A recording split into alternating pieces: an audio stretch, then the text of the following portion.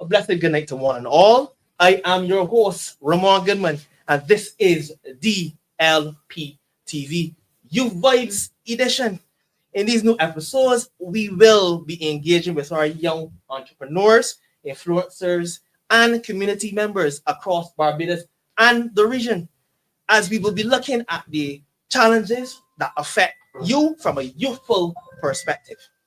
Tonight's theme, silence is your right, but speaking out is your duty. Tonight's guests, we have Jamal Sandyford, content creator. We have Kelly Conliffe, social worker. And we also have Dale Rowe, philanthropist and business dealer. Good night to all. How are you guys doing? Fantastic. Yeah, I'm glad to be here. Yeah, I'm glad to be here. Okay, Dale, how you on? Well, today was pretty productive as usual. You know, you go around, you try to seek business, you try to source, resources and so on. How about you, Kelly? My day was very eventful, Yes, very right. productive as well. Sounds good. Very exciting. Happy to be here as well. Good night, Barbados. All right, Good night. all right, good. So, at the beginning, the meat matter. Just a little bit a question here, right? What does speaking out?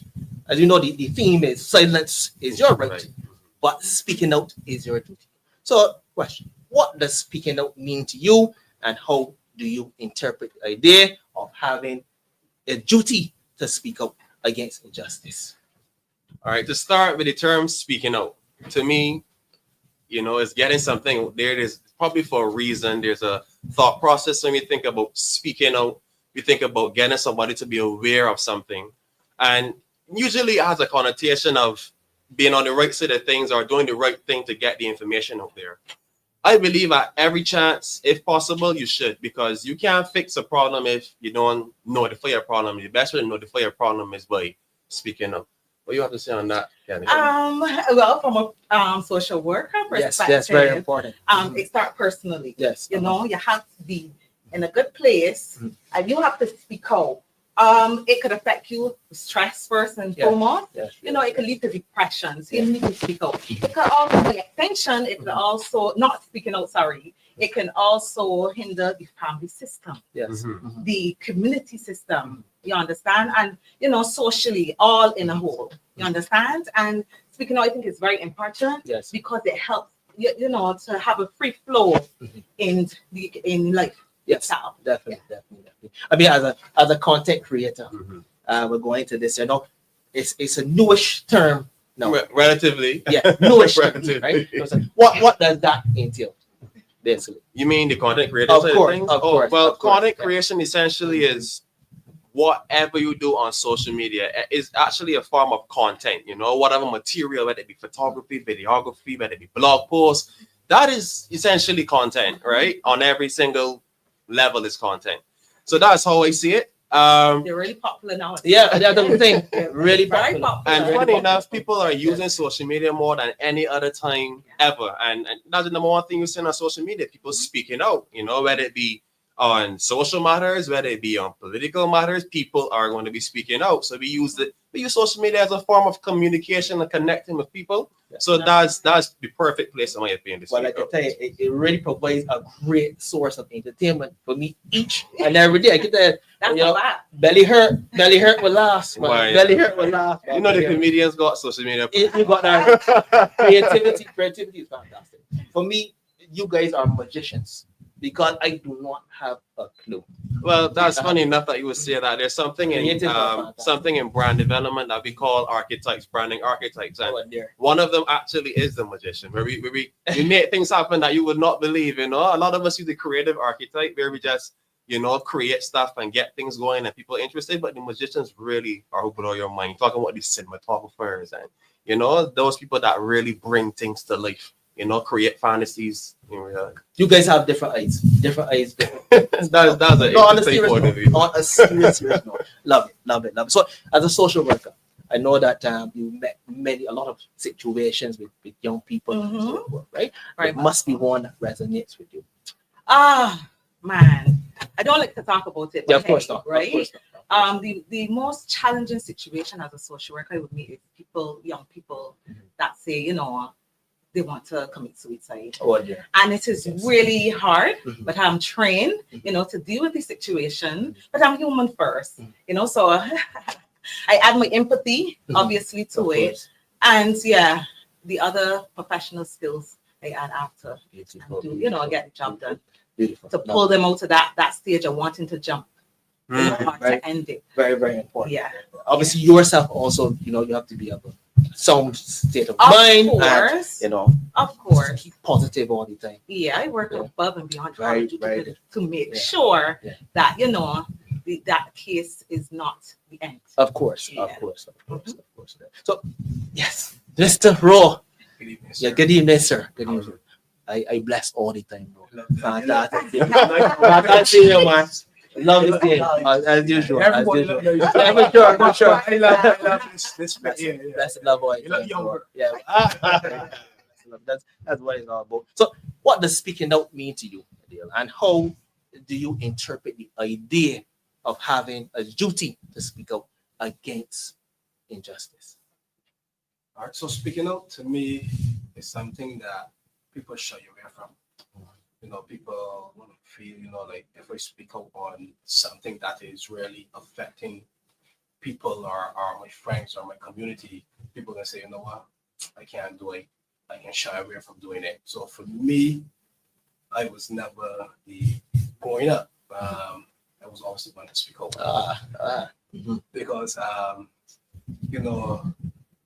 had no other option. Yes. So with being tasked with such a big task at such a young age, it comes naturally. And going to school, I never really liked to see people getting off or being bullied. I would speak up. Was a leader there. Yeah, for sure. Yeah. For sure. I think as a younger person as well too, more precious put on a younger person. So little, little boy, little girl, you understand? We're really talking to, you understand? So I find that with the younger people, it's a little bit more challenging, more hurdles. Correct. And more mountains to climb. Once you have faith in Creator and you're speaking out is to impact lives and to improve lives, I feel that we should just do it. Yeah. We don't. Everybody speak out, but this is how people speak out. We can come here and sit down. We can talk. Yeah. Yo, shh. Let them marry boy. I know marry them. But now I hear telling me, marry you. Everything you do is real for that. No, let me move away from that. Let me actually speak out on issues that really affecting Barbadians or whoever that's from wherever in Barbados. Like for me, today I met a young guy, 32 years old. I am 32. And he said to me and my campaign manager, why it is that he can't get a job because his address is from Nelson Street. Wow. That is stigma, boy. Discrimination. I said to him, I don't even know what I could have said. All I said, sir, I am sorry that is still happening. I don't think that in 2025, because we come from Nelson Street, people, because we are people, it's not the business, the business is just a building. Correct. But we the people, we're gonna move away from party, we're gonna move away from stigma, like you come from Nelson Street, Chapman Lane, Pine, New Orleans, wherever you come from, you're a human being. Right. You deserve the same opportunity everybody as the everybody else. So for me, I was given the task to speak out, and I will speak out. Sounds good to me. Who vex, but I know that when I speak out, it will be to better mankind. What about the young man you spoke about just now? I looked at his CV. I made some suggestions so that he can, just add more to the CV. All his CV needed is just a couple letters.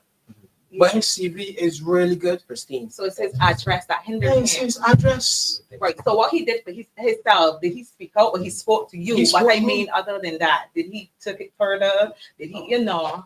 You know, and that's really hard and sad. Yeah, that's especially if somebody feel like them alone. You know? Yeah, we going in the shell now because you know. And unfortunately, that's where you come in sometimes because you know all the we everything.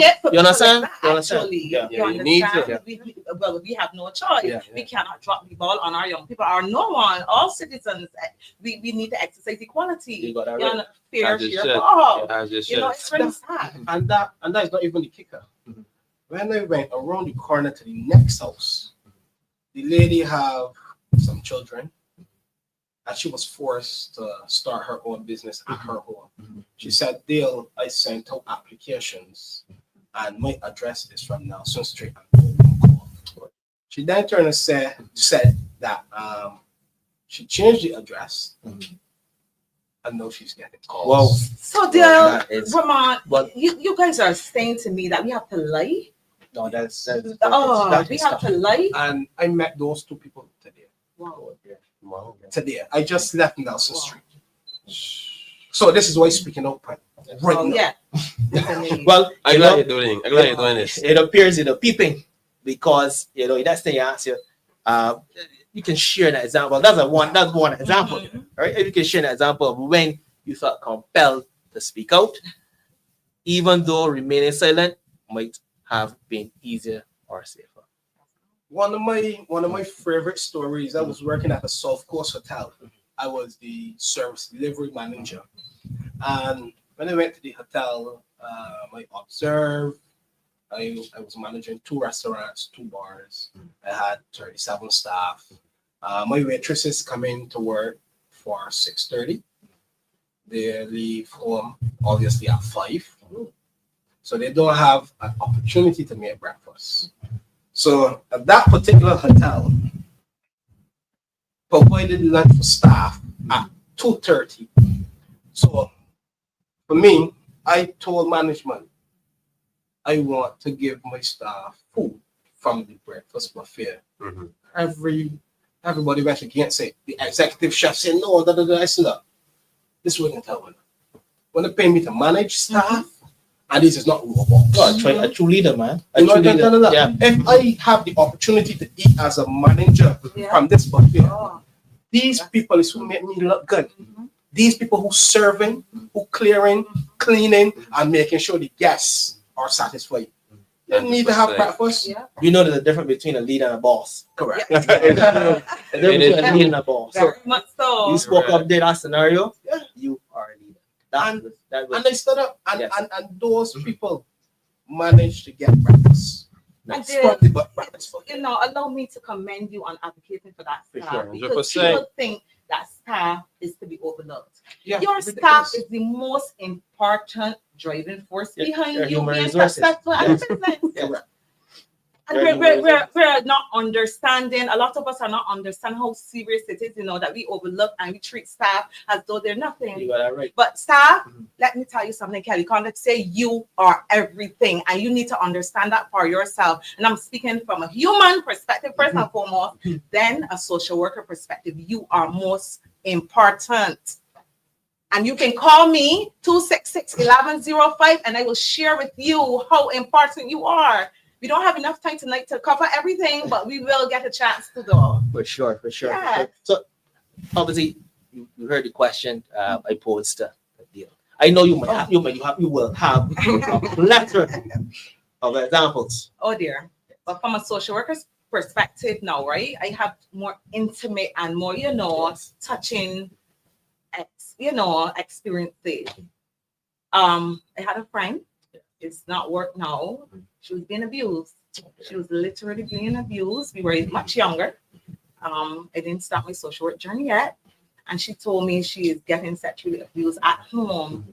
And I was like, I was fussy, like, no, can't happen. Like, she said, no. You have to promise me. And she was teared up. Well, obviously, it got to me being teared up because when she explained to me, I had nowhere to go. I would have nothing to eat. I don't have a job. I knew this. She's my friend. So she's saying to me, Kel, I have a plan. So I'm thinking, God, plan? I can't imagine what plan you have. You're being abused, sexually abused by a family member. Yes. Right? I'm thinking, you have a plan? So, my head went, and And I was, trying to break it down and trying to dissect and see what's really going on. And she said to me, this is not now happening. So I understand what she's telling me. I want you to promise me you can't say anything. No, I said to her, but if somebody, we learn from children, if somebody is of harm to you, harm to some others, you're of harm to others, you need to speak out and say something. She said, listen. Well, you will get me killed, so you'll be of harm to me. And we shared a little joke, but it wasn't really a joke, And I feel like I want to swim and tell mommy, but that's my friend. So, I was really baffled in between. What do I do? Confused. It was hard. It was hard, but time, manifested itself, and she got out of it. Thank God. She moved away. And I don't want to say too much because people will probably put it together because she's my friend up to today. Oh, yeah. Leave it there. What an example. Yeah, man. That's a tough one. Yeah. That's a tough one. When it gets home, when it's personal, that is different. Yeah. It hits and a different. lot of my stories will be personal. Yeah. And I am very close to people that I meet, and if I'm trying to get inside of knowing people even better now, I'm pursuing this career. Yes, you understand? So I dig deep. So to speak. I dig deep. You must be a people's person. Yeah, of course I am. You must be a people's person. Of course you must I am. have serious level of humanities and empathy. Very, very important. Very important. Yes, very, very important. Yeah. Yes, sir. Yes. A lot of things I could say example? about. Listen, there could be listen, as you go through life, right, from being young to whatever age you are, you will come across a lot of situations that you could speak out against, or two, because the world is not a perfect world, right? And that's a sad reality. But I would shy away from conjoining with the previous situations that were brought up, because I went through similar ones as well, and I know people that went through similar ones as well.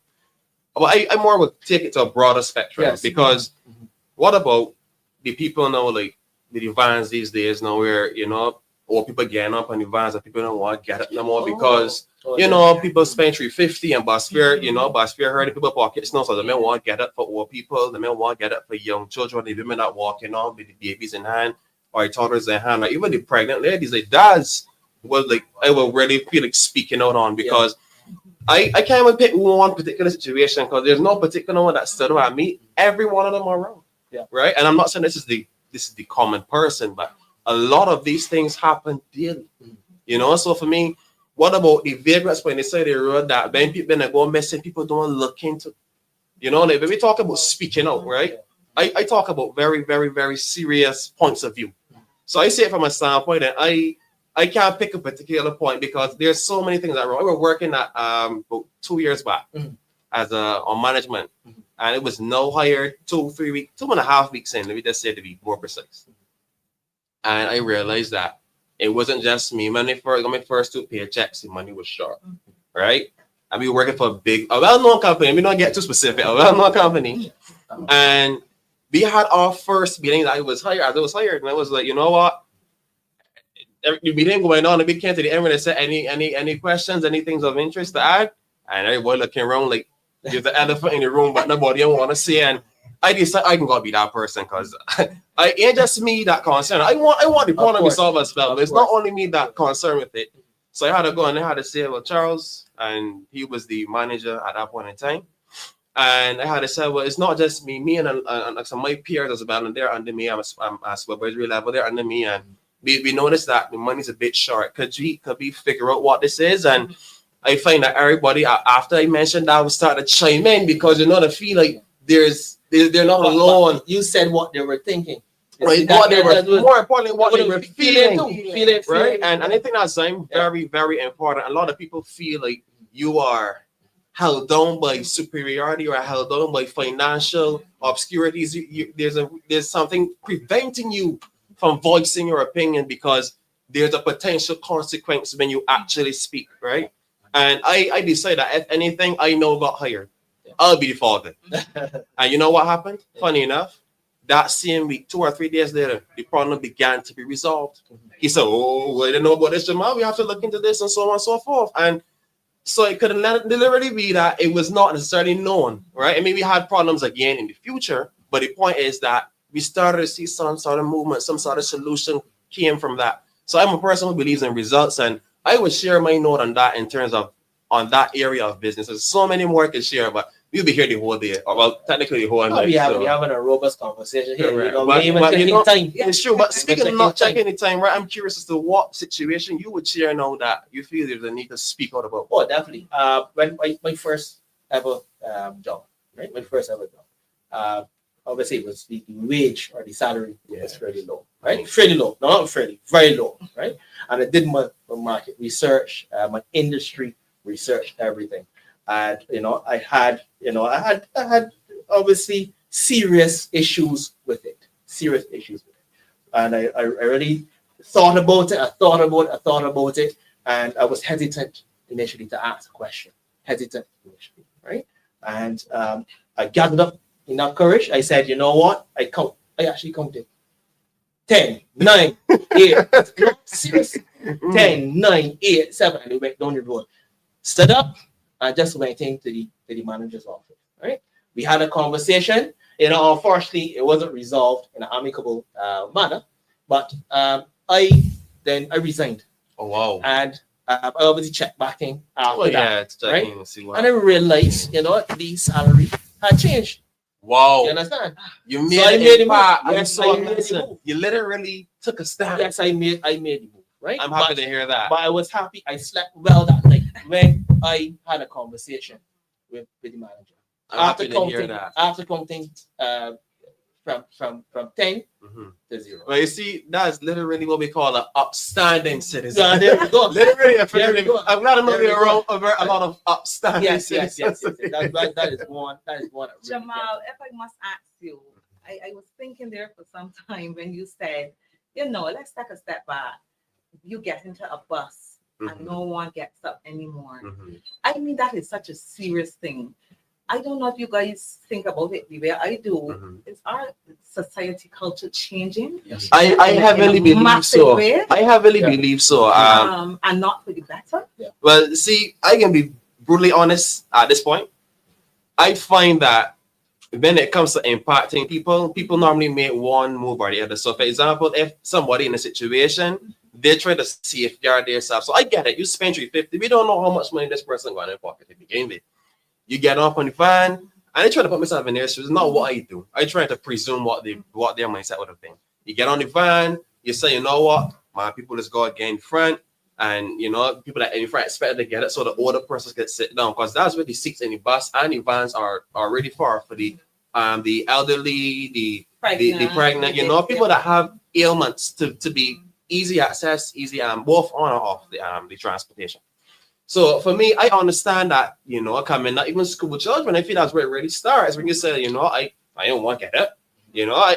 I get here first, I get a seat, or I stand up, I ain't pay anything to get a seat. But I believe that there's some sort of moral calling, some sort of moral duty, responsibility, right? That really to procure opportunity to say, you know what, I could stand up for a bit to let the old lady get now, man. She don't know what she's going through. You could say, man, I don't know how the woman back feeling, she pregnant. You can see that she got a big bump, you could just sit down. I was just gonna ask you the question. Do they still allow the pregnant ladies to sit? I believe that I've seen it more than once. So I'm saying that I've seen a couple of things that gone on, and I gotta be the person to get it and say, look, miss, you know what I mean? Because you feel away. And I was cultured, grand, mommy, father. Just get listen, not just get up, get up and let them sit down. Call them. Don't let them look at you and hope that you can get up. You know what I mean? Yeah, I actually remind me of a skit I saw on social media. Right? Okay. The young lady got into the bus. Her stomach had looked up. Obviously, her stomach was protruding, right? Showing. There we go. A gentleman, he got up for her to sit down. The lady took the cushion from under her dress. Oh my God. And she was for sure she wasn't pregnant. Oh wow. Wow. Yeah. Trick. That would blow your cool. Yeah, I'm so serious. But at least we know that's a skit. Yeah. I'm not saying that you would never see it in reality, but I've never seen it in reality. Yeah, man. Yeah, so let's hope it stays. So it was funny. It was entertaining. Because, she had to actually make those type of moves for the gentleman. Yeah, because you see, it's all about to morals, people feel like they're in a situation, no matter how big, no matter how small, they're living in their situation. So it's a matter of, I think it's something we get passed on to us, morally. Well, I didn't know I just said my father, mother, grand, even aunts at some point when they used to catch the bus with they say, give the lady a seat. So you come up hearing that this is what you do. And that was our practice. Yeah, that was our culture. From a child, I knew that as our practice. Correct. And another observation I realize now in our society, that if we are passing the road and we see somebody like fall or something is going on that, doesn't look right or isn't right, I find that we are treating it like it's nothing. We walking past and like, that's my business. But we are walking past. We doing we doing this. Oh my God, it's worse. We are walking that's past. probably how you know. We are walking past. We doing this. We doing this. You know what I believe about that, Kelly? That's the first. I would hate to do this, but it seems like this is what really going on. It seems like we have been what's the word? Desensitized. Desensitized is the right word, the right term. Because one point in time, we would have had to hear about this, but these days you seeing it.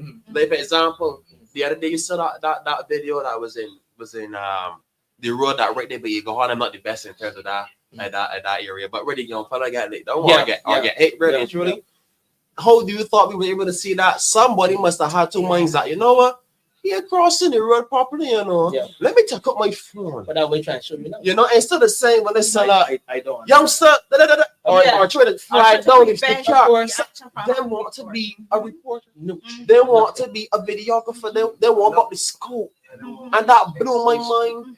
That blew my mind because I started sharing. I'm like, cheese on certain things you just don't share.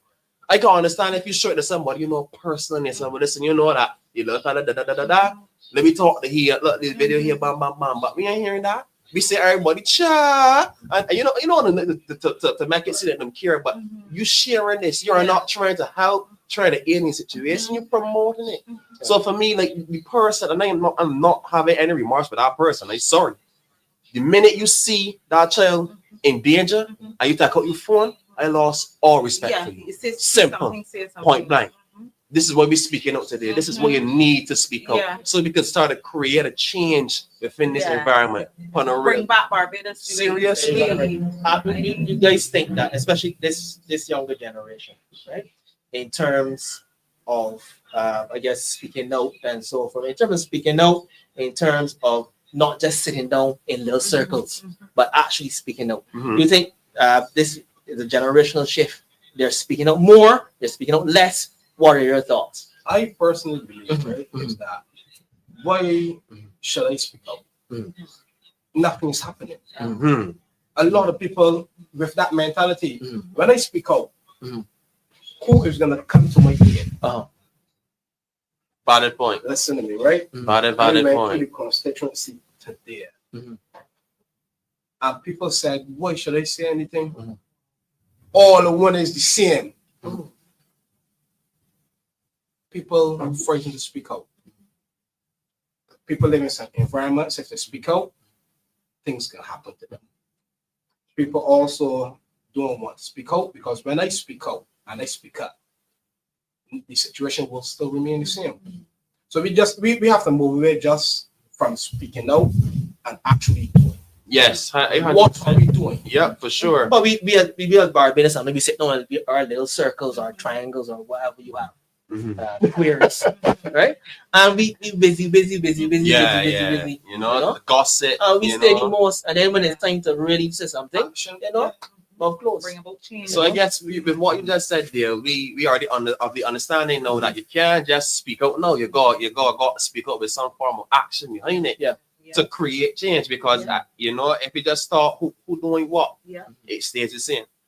So I think it's something to keep in mind when you go forward. You can't just speak out. You have to have some sort of action, some sort of initiative. I agree.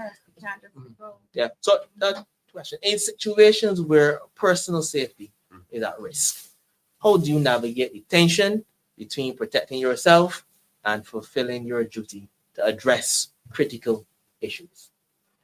I can be very honest with you. I don't believe there's no perfect way to answer that question. I'll be honest. I've been through situations before where you I guess it gets to a point where you feel you have no choice but to deal with the issue, because running from it can't save it. I say that this is like, if you are getting chased by a Nikita, and this happened to me in really, believe it or not, if you run, right, the chances that the dog is faster than you are high.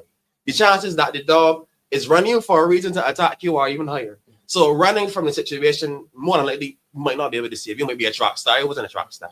I can't run. So what I would say is, right, I had to deal with that situation head on. I had to use the bite I had on me to put myself, to have something to block me between the Akita. So I think sometimes that's a way of looking at it. You have to handle it head on. Because if you don't choose to handle it, whatever is happening will continue to happen. And there's a term I like to use a lot. It's called entropy, right? Which is essentially when you allow something to just run its course without doing anything to change it. Don't do anything within the situation. If you allow it to continue, it's just like if you watch grass. If you don't spray and you let just be there 10 months down, you know what happen? You might go gully. You know, because it hasn't been trimmed, tailored. You know, you can probably have pests. What happens if the garbage just happen to start blowing in it? You know, what happens if the rainfall heavily? Like, there's no cultivation, there's no management within the situation. That's entropy, right? And I feel like if you do not do something about the situation, at some point, it's going to get out of hand, out of bounds, you know, and then you feel the need to then do something. But a lot of times it's often too late, especially when you're looking at life is too short. It's often too late. So for me, I think that there's no perfect way to answer that question. But for me, at some point, you have to handle it and try to be a little bit proactive. You know, that's just my perspective. What do you think about it, Dale? I totally agree 100%. You know, when if a person is in danger, you might have a solution. You get me? And you can't worry about how you gonna protect yourself. Yeah. You know, that is a human life that may be at risk. Correct. A human life that may be at danger. And for you to have that idea, that means the creator would put you in that position at that point in time to help. It's true. So I know I will be protected by Father God. Yes, boy. And once that solution comes, I'm gonna go all out. You know, we have to help. We have to act. You gotta do something. We gotta do something. Because you know, I could hear that some guys want to kill me more, and I could say, knock on wood.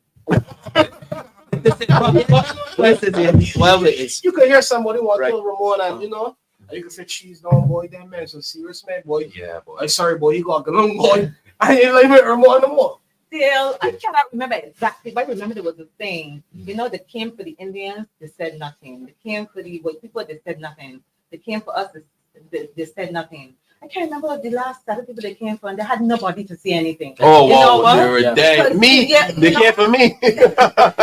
You understand? They came for me.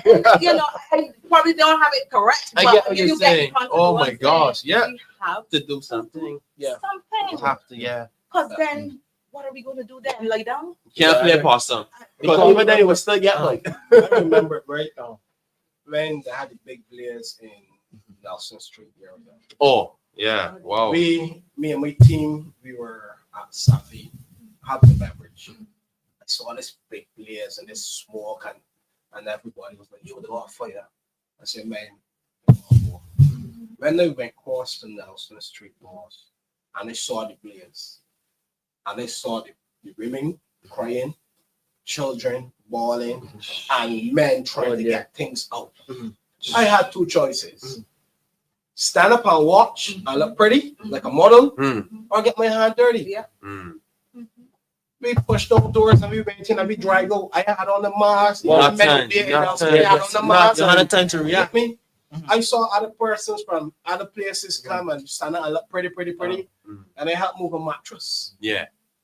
That's respect. Me, myself, and the actual prickles, if you want to call them, the guys living on the block, every single man that was in Nelson Street area stopped for what they were doing to help save things from the people. You know what also comes to my mind there just now? The first person that run in there, right, had to inspire the rest, you know. So somebody got started. Correct. Somebody got the start. If I stood there and I did nothing, I can't want to represent you. Yeah. I ain't know if they can sleep at night. Me personally, when I go to sleep, I feel good to know I help. Yeah, The folks on bikes, correct. basket, clothes, something small. You know how I I see that wasn't too? I wasn't frightened if I Well, I mean, yeah. knock me out or fire blaze and drop on me. At that point in time, my instinct was there to help another. By you take off your spectacle, you had that S for your chest. You had that S for your chest. And going from there. But you see, Fred is sign up, you know. Yeah. I was in a bus with a young lady when I was going to school, right? And I saw obviously she got out to the bus going along. I saw her running from a cow. A cow ran her as soon as she got to the bus. She out all right? No, right, nothing. I have never seen that young lady run so fast yet. But she never even participated in sports. Mm-hmm. Never. But she must have run something. She must have run something. The cow did not catch her, thank God. But the cow was extremely aggressive. I don't know why, but as soon as she got her, the bus. So adrenaline is something. That's sometimes crazy. some people freeze. Yeah. That's the thing people because there are freeze. 3 states you could go through: the flight, the fright, and the freeze. People, a lot of people get the tense and can't move a muscle. So sometimes we don't have the time to really react. You just but you know, there you make you see that's the beauty about the conversation because people could get different perspectives off of what you say. You know what comes to mind when you told me that you were in there, you help move practice and help take up bags and so on. That was very admirable. Yeah, very highly admirable. I so serious. But you know what already came to mind? You gotta feel a certain way to know that if you weren't there, that you don't know that would happen. If you you had to be there for that reason to be able to get in there and snatch up something to help somebody. That's one less thing that person has to worry about because whoever is living in a situation or the building belongs to whoever the case is are going to be so thankful that at least them still have, gonna say that fire don't left nothing, just ash. So I know that they had to be so grateful for people like you to be saying like, you know what? Look, this ain't got nothing to do with me, but I got to do something with this. I need to help, and I think we need to connect with more people. And I think that's what this speaking is really going to achieve today. I hope that's what it achieves today, to really have people to come out a bit more, I'm glad you mentioned that, right? What also came to mind, it shows me that those persons in those areas care about one another. Yeah. So why should we not give them a job if they apply and more Nelson Street, Radisson Street, William? Yes. We should still give these people some help. Them have dignity. We should give these people. They have equality like everybody else. Correct. Like everybody else. And that's another thing. So we living in a world where we would love to see equality, and unity, but we are back at square one again, where everybody's morals come first. Them a bit of a narcissist, a disease of me, put themselves first, and it's something to take into consideration, So taking you back, sorry, That's okay. Taking you back to that situation, right? What were your thoughts? You had any thoughts? That's the question. You had any thoughts? You didn't even think about the fact that the building could have collapsed. You could have been asphyxiated by the smoke. You didn't think about anything like that. My thoughts came after. I like to help people. Yes. That is just something within me. I would disappoint myself if I see that if I know that I can help Ramon, and I don't help. I personally would beat up myself. I'm a Virgo. I'm a perfectionist. I like things, and for me, if I don't help, and I know I can help, I personally would feel bad. I feel that I would be a disappointment to the creator. That's just me, how I feel. So at that moment, it was just do. So a perfectionist. So you see, these are online now. How do you feel about that? How do you feel about that, Dale? Well, to be honest, the water on the paper bag gave me free time. Oh, The water on the paper bag continue to be very honest. That's right.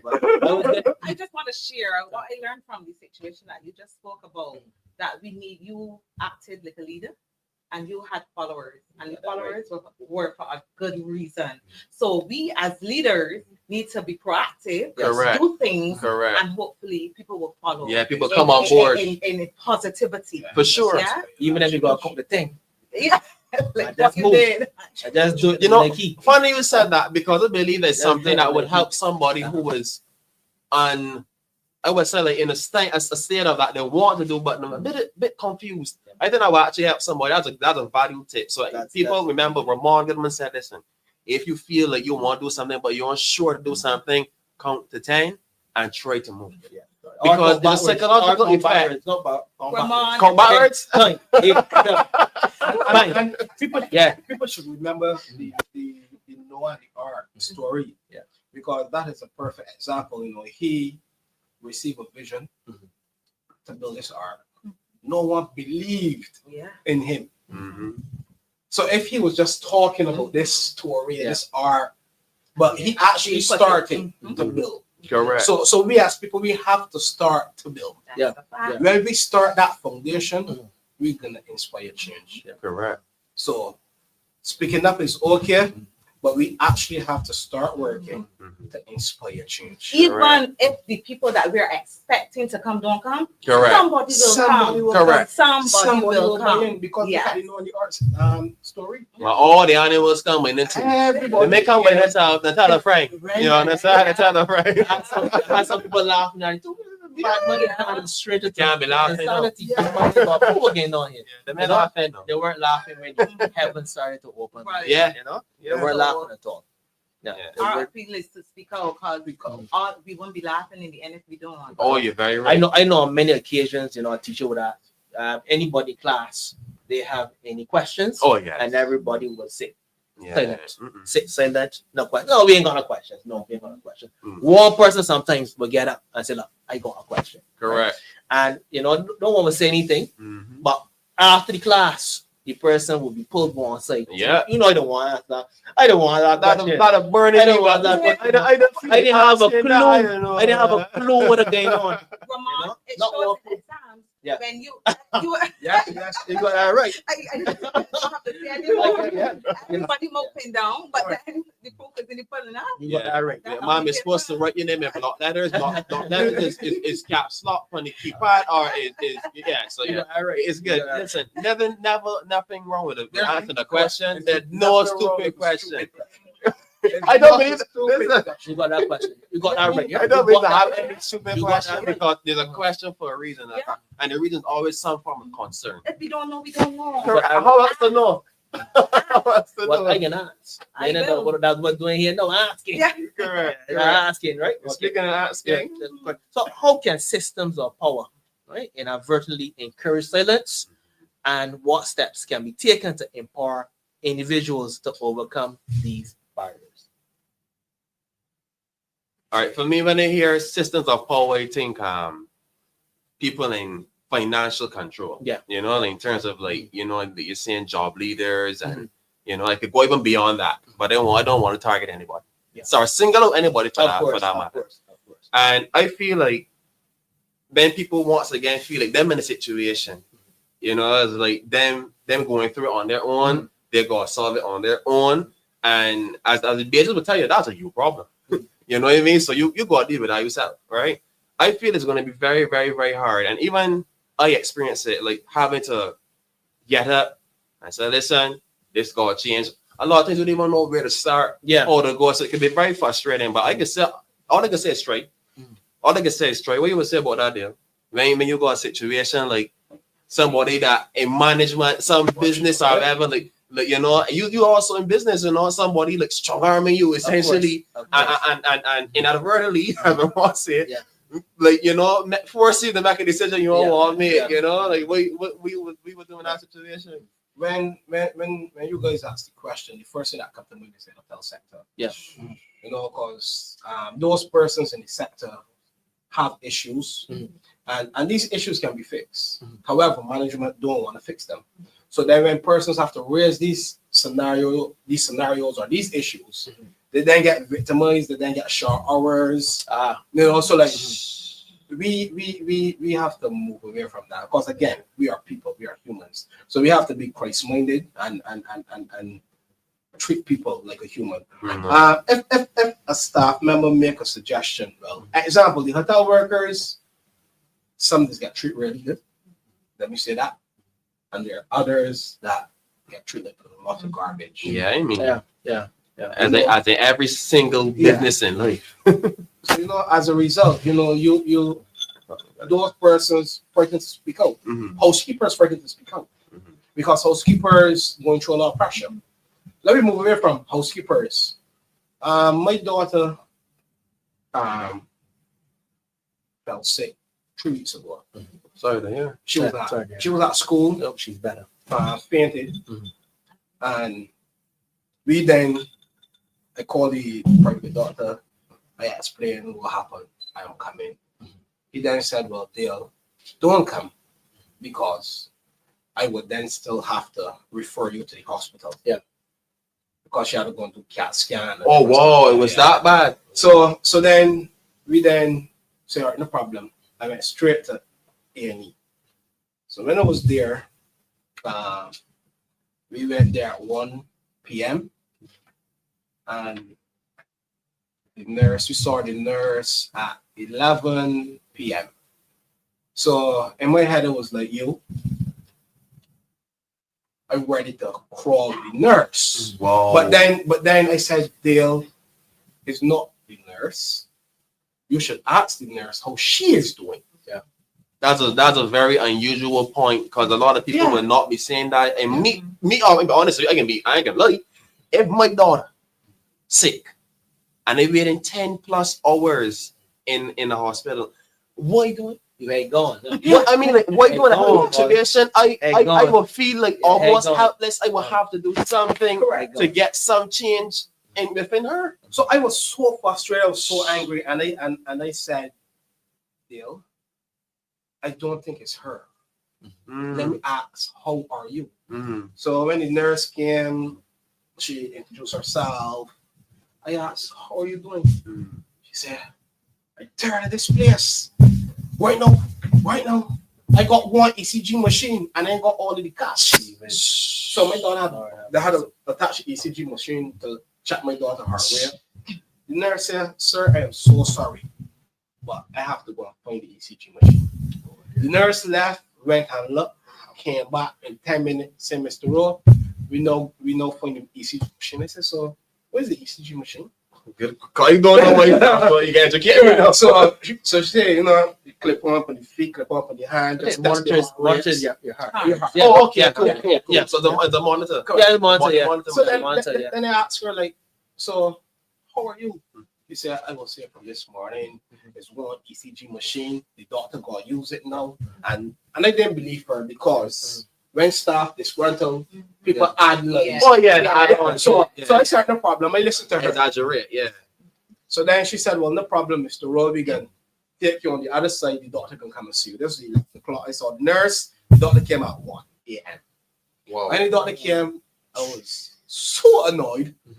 I said, should I jump in the doctor's skin or should I ask the same question? I said, no, let me ask the question. All right, he Wow. or she. Yeah. So, he or she. You got some self-control. Yeah. Goddamn, boy. Yeah. I commend it. Yeah. I'm so The serious. doctor came and she was so nice. The nurse was so Nice. nice. She said, she asked what happened. We explained. She said, well, I saw the results from the ECG. It looks good, but let me run another test. Wow. I said, no problem. I She said, respect well, that I decision. gotta go and get the ECG machine. Again. So I said, what's going on? She said, well, it's one ECG machine for accident and emergency. So I saw, and they sit down, they started to count. When the people came in from the ambulance, from wherever, I count 60 different persons came into accident emergency that had to use the ECG machine, and there's only one. Wait, how many hearts in that So- mask there? That's 60 hearts. 60 hearts. So that is one And of his mine. daughter will be 61 hearts. So 61. So for me, I want ECG machine. those nurses and those doctors, 60 hearts want my We- mask. Yeah. And his daughter is 61 hearts. Wow. Those nurses and those doctors, when we go to accident emergency, when we go to the hospital, we don't want to kill these people because the service is slow. Yeah. But it's not these people. Yeah. We need to ask them the conditions. Yeah. Situation itself. The doctor decided not to let my daughter go. We're gonna admit her for 3 days observation. We gone up to the children ward, and half of the children ward, the tiles like this falling out the roof on children. Oh, you mean those tiles in the hospital? Yeah. Oh. In the roof. In the hospital. Pointing here, but Right. But I just showing because the roof in the hospital just like this one. Oh, yeah. The same tiles. And the tiles Oh, but that falling. was falling down. Oh my word. Yeah, on ward C7. So the hospital there had to shut half of the ward, and the other half of the ward working. This is a children's ward. So these nurses, if they speak up, they will get victimized. They will. I slept there, and I woke up the morning, and I went to use the washroom. There's no sanitizer, there's no soap, there's no toilet paper, there's no napkins. I was annoyed. That's an unsanitary environment. Where is these things? And you know what they said? They put in the requisition since December 2024. Or they got one hand sanitizer too. Not even one hand sanitizer. And they got to bring from the other room. They how to bring the ECG. That's hurtful. If it's one place that should have sanitizing, is actually I would think so. because you're dealing with people. I would think so. If it's So you one understand person, the system? yeah. So you understand what he said with the system. Of course. And you're dealing with health. Of course. And Mama, not crossing, but when I think of power, I think of the organization. Yeah. I wouldn't mention here. Yeah. But I had a young lady in a situation. She was attached to one of the financial institutions, which had to give money for those, families that were less fortunate. Yes. She couldn't work at the time, and she had 6 children. And she's saying to me, she now fell in love with a guy, and they found out that the guy is sleeping by her house, and the contribution stopped. That's only about fair. They contribute. That's only about. Oh dear. And I said, "Are you serious?" Because I was very naive to the fact that these things happen. I say, "You told them that the children aren't yours anymore." Oh, the children stop eating now. They don't have no heart, no empathy, nothing for the children. Wow. So she said yes, and she said to me, the gentleman that she's speaking to now, is a little fortunate, so he gets to bring things. Luckily but he for still her, has, these 6 children. it's hard. That sounds hard. He contributes to the family, but it's still not enough. Yeah. So I made a phone call, to advocate for that lady. I am still getting the runaround. This is like 6 months now, but she's in a better place because the gentleman, and they're engaged to be married, and he's really in a situation that he can assist. Because she said he got another job, but I mean, like, I speaking of power now. I'm speaking of power now. They use the power wrong. Yeah. You understand? Use some of that power to speak out and do the right thing. Don't use it negatively. Use the power you have as an institution to give the lady funding. Those children will contribute to our society later. Of course. I met a lady today that said that she is on minimum wage. And she's getting help from the welfare department for 2 children. One child is $100 a month. So I got a question to ask. Why we as people, let me be real, $100 a month, 4 weeks, that's $25 a week. Oh my God. What do you think these children can eat? That's an insult. I wonder how you think they can get school. I got one to myself. If $100 a month, people really know how expensive things are in market. They know. Certain people. They know. That I said too, it makes me question the institutions or the organizations, because I'm asking myself, well, let me just say that was advocate. Let me just say, come from this standpoint, what reason will you have to only be able to provide $100 per child for month? It means that the inventory, the money that they have to be so small, or the amount of people that requesting that money is going to be so high. And even no matter which one it is, it's still a cause for concern. It's still a matter of concern. But then we will see these young boys gambling, giving trouble, and then we want to blame them. And I just want to make clear, no excuse for it. Ain't fine, right? No. Excuse for it, right? But let me there's some be real. level of thinking, If these children parents can't provide meals for them. Yeah. You forcing the children to go and gamble, thief, sell drugs. They're going to try something. They're bound to try And something. we should not what the young people out here doing. Should never. $100 a month for a child is nothing in these times. Girl, you go home and you see your child mother, your children, let's say 3 children in the house, and she's looking at you like, your children crying. Yeah.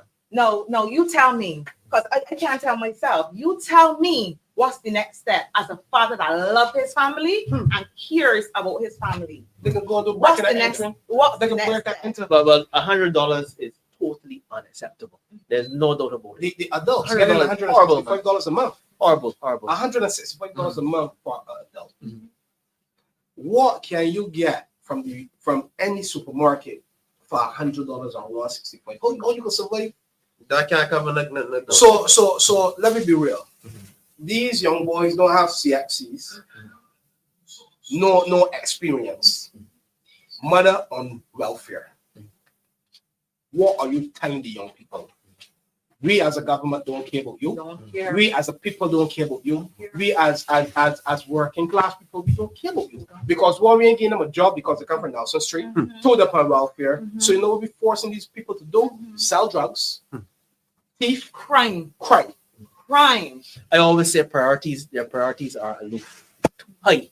You know, their priorities are not in the right place. Not for the people, right? Not for the people. I work Not for the normal fella. flying book on an airplane every minute, and they got children in here hungry. That's just me. And they being very honest though. But you can't play on the airplane, but when they get $100 for a child for welfare. But let me go for this topic. Yeah, the $100 we go down the is wrong a- because we encouraging speaking out, right? So you don't want to speak out. But towards- we speaking out, you know. Yeah, we speaking out, but I know how things are. So, what strategies do you recommend for building solidarity and support among communities, especially when challenging powerful or entrenched systems? One strategy that I would implement just after hearing that one question is, we're talking about communities. We need to get back to a strong communion. To get a solid community, you need to make sure that you start from the ground up, and you can't let out the old people, because I think that's another critical aspect. The old people are the old generation where the traditions a lot of times began, and I think that's a critical point to address. You know, like, if the older generation is not as involved as they were in our time and before our time and before them time, the culture will begin to change. And I think that's the first step to taking us to the right journey. Because if the older people start to get back involved, or we start to take a little bit of the good from there, you know, where the culture is concerned, the youth will not be more cultured, essentially, or have an enhanced culture. So that's the first thing I would say. We need to get to the people, get the views to be well received, and that would take us on the right journey forward, where we could start to begin to build a solid community, or help community become solid altogether. And Jamal, you think we should start in schools? I think it's a grassroots, good place as any, because that's where you go to learn, so it's a good place at any, from nursery, if you could, let them learn about more culture, like, you see, I don't want to get away from the initial point, but we noticed that in these days, you don't see the children pitching marbles. Yeah. We don't see the children outside skipping rope. You see one or two on a bicycle here and there, but once upon a time, it used to be hard. It used to be like 15 people, almost like you play basketball, you can play sign out, so whatever. It used to be groups, so you're saying smaller, solidarity groups, like almost like solo. So I think the school to be a good place to tap back into, but yes, children, the youth, we got to start re-educating the youth in this, implementation of programs, I think, is necessary, very, very necessary in schools. People keep saying, but they have to go back home. That's fine. That's fine. I mean, it lives on there. They have to go back home, meaning that, they didn't learn what we're trying to teach them in school at home. So they're saying they will change. But no, if you make your programs impactful enough, I am sure, 100% sure, Correct. that those children, we will have so much change in society. Because children lead the way. They'll be able to go home and say, Mommy, but teacher said don't do that. No, no, no. Yes. I Oh, learned yeah. at my program, this is what is happening. This is what's supposed to be happening. Mommy, no, it feels wrong. Because they have a voice now, remember. And they have, and they've got the knowledge. You know, they're not as muffled as before. Oh, yeah. So they have a voice. Yeah. And people, even when they say things that are not right, people laugh. Yeah. You Yeah, understand? a lot of People time. laugh. Yeah. So when they say things that are right, you have to take, according to the younger people, check. So, Yeah. so my question is, right? Yeah. I realize that a lot of younger people, they're saying inside, Mhm. right? I guess because of social media, because there's a lot of digital things to do Oh, yeah. inside, right? Oh, I mean, yeah. how do we get them back outside? I think just like in To any, obviously, for them to obviously unite as one, etc., and show some level of solidarity. all right, this is what But we gotta get them outside. from an entrepreneur standpoint, right? Is if it's one thing that you are brought into any form of business for, is creating value.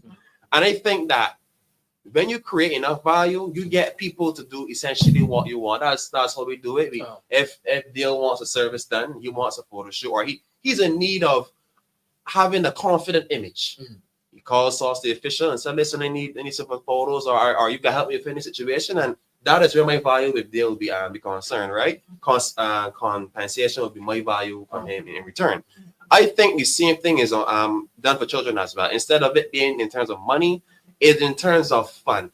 Name a child that you know that doesn't like to enjoy themselves. Name a person you know that doesn't like to enjoy themselves. It's all about creating value for those people. Yeah. So if you want to get the youth outside, you need to create initiatives, provide opportunities that these children will value enough, or in other words, enjoy enough, can benefit from enough to get them where you want them. It's simple cause and effect. Yeah. So that's the first thing I would say. What do you think about that, Bill? For me, I agree. But what I would add to that is I'm a financial advisor. Yeah. So before I can sell you a policy, I have to hear your needs. I will do a needs analysis. Need assessment. Yeah. Yeah, I the mean, testament. yeah, Yeah. So He knew what you were talking about. So that is one of the requirements. I have to submit your application before you can get 100%. insurance. 100%. So when I do this needs analysis, it would then help me to understand how I can service you. Because your service is going to be different from yours. Needs. You get me? So like for me, we can sit down here and we can say, let me create a program. But that's work here. We need to actually get solid data from persons in the community in order for us to service that community. Yeah. Because the community in St. Lucie is not the same environment in Dawson Street. Yeah. The community in St. Philip is not the same place in St. George. It needs different. The needs are different. Yeah. So for us to create a solid program, either in the school or in the community, we need to get up, do groundwork, find Connect. out what are the needs. Yeah. I love what you said there, because you see what essentially what you're saying is you need to connect with the people so you know what's needed, and then you implement. I value that. Carry horses in the city and the little boys like bikes. Yeah. That would not make sense. I'm glad you mentioned horse, because some on the high horse and they don't got a clue what get them. You know? Yeah. They don't got a clue what I get them. don't want to do a program for nobody, and then actually do one research. You need to. Yeah, because most people nowadays, they're using a top-down approach. Yeah. The top-down approach is you coming and putting something on the table that you think You would work, and not doing what, not carrying out the needs as you mentioned, and, and implementing then the program. You got to answer the cure. You got to you know what? answer the cure. It's just numbers. Just numbers. Get a cure. At the end of the day. So what was your thoughts on the question? What strategies do you recommend for building solidarity? Right, and like support? what my the members here said, the same thing. As I said just now, use the top down. Don't use the top down approach. Sorry, use the bottom up approach. Really go to the people and connect directly. Correct. And also, every community sometimes you can look around and see the natural skills that the young people. You see football, amazing. You see cricket, amazing. and make it appetizing enough for people to want to have a plate to eat from. Yeah, make it appetizing enough for people to want to taste it. You understand? Even because we too same old from years ago. You know, we have all kind of consultants out here and all kind of fancy names. So consult now. Let's see it. Let's see your, your special intervention and your critical thinking. You know, That's powerful. That's powerful. I was going to add to her, right? Go on. We're going to talk about football. Right? Yeah. We're going to invest a lot of money in football. But we only focusing on football. Why we don't focus on the athletes? We had one bronze medalist. Yeah. wow. Why is that? Only one? I You know why is that? Because you get me? They don't create a solid program to help athletes. I mean, even instead of just programming, you should at least have a space where you can come and train. Yeah. You know, because it's about environment. It's not just about person, you know, it's about environment. Because the right person comes to the right environment. That's what I do as a content creator. We have to do something called marketing, which is essentially you find where people do what, and you put where you want that what they receive well to be seen where they are. So you should start by finding out, okay, you're dealing with athletes. What do athletes need to do to keep at the top of the game? They need to train. You need to create a facility, an environment, a space for where they could feel confident that they could meet the requirements for training. So if there's not enough, any of the three things I know listed, how could we mentally expect that they're going to be performing at their best if they don't have, if you have not provided the opportunity, the space, the environment for them to be able to do so? In addition to that, right? We only focusing on football. We don't focus on the athletes. We don't even focus on the entertainers. They have so many young people that have so much good songs, good lyrics, good voice, and they are not like Richard Stoke. His program is a fantastic program. Of course. Superb. He would help many Barbadians. He has. You know, I think that government should have programs that actually help the needs of the people. Ain't everybody like football? It's true. I know nothing about football. Yeah. You can tell me I can speak about cricket. No, but let me be real. We can put $100,000 only in the football. Yeah, I understand what They you're have saying netball for because the ladies. yeah, I saw A the balance. equality, equality. Oh, well, diversity, essentially, Let me put some money and actually create solid programs that, you know, when Olympics come around, we have a proper team going to the Olympics. Yeah, a solid team. Just give me a second, gentlemen. I have to intervene here because I am a netballer. Right? I didn't play in years. I didn't play in years. I guess the netballers would be really proud of me. We have some fantastic netballers in Barbados. What position you play? Goal attack. Oh my. However, though, let me share something.